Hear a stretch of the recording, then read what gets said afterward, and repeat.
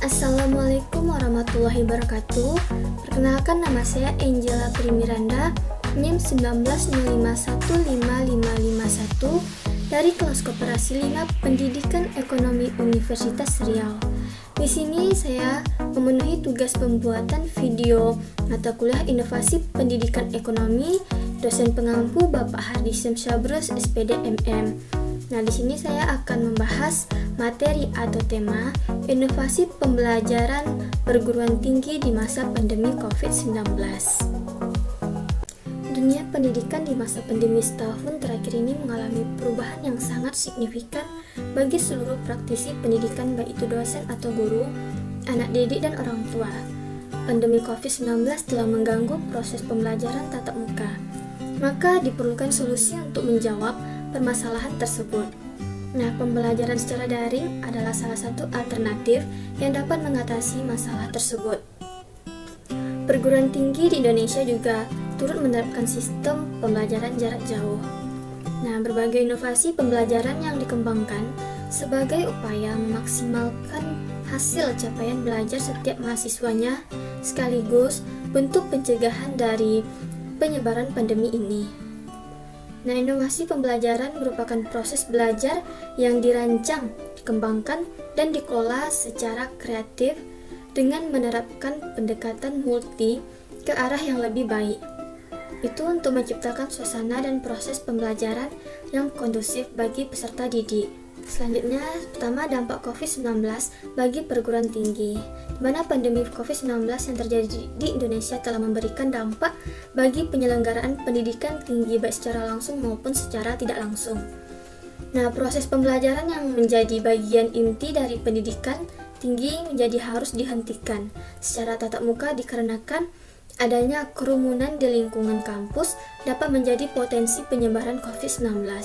Maka pembelajaran tatap muka kemudian digantikan menjadi pembelajaran daring, yang mana baik pendidik maupun peserta didik berada di tempatnya masing-masing. Namun, tetap melakukan kegiatan pembelajaran melalui pemanfaatan teknologi. Perubahan proses pembelajaran tersebut menuntut perubahan banyak hal secara cepat, mulai dari materi pembelajaran sampai dengan cara penilaian proses pembelajaran.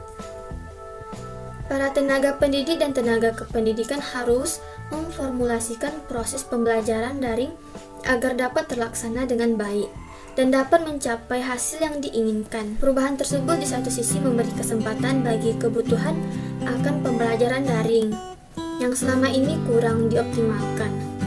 Akan tetapi di sisi lain juga menyisakan banyak masalah baik bagi para tenaga pendidik dan tenaga kependidikan maupun bagi peserta didik sendiri. Selanjutnya, yang kedua, masalah pembelajaran daring di perguruan tinggi. Yang pertama, masalah pembelajaran daring bagi tenaga pendidik atau dosen, dan masalah pembelajaran daring bagi peserta didik atau mahasiswa. Bisa dilihat dari tabel. 3. Inovasi pembelajaran. Inovasi pembelajaran bagian dari inovasi pendidikan, yaitu di mana usaha-usaha dengan melakukan perubahan untuk mencapai sesuatu yang lebih baik dalam bidang pendidikan.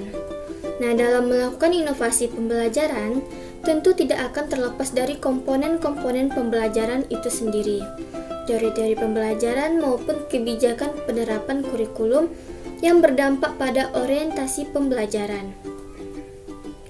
Apabila dilihat dari komponen-komponen pembelajaran, maka inovasi pembelajaran harus meliputi pertimbangan unsur peserta didik, pengajar, materi, dan bahan media sarana dan prasarana, maupun biaya dan hidden curriculum.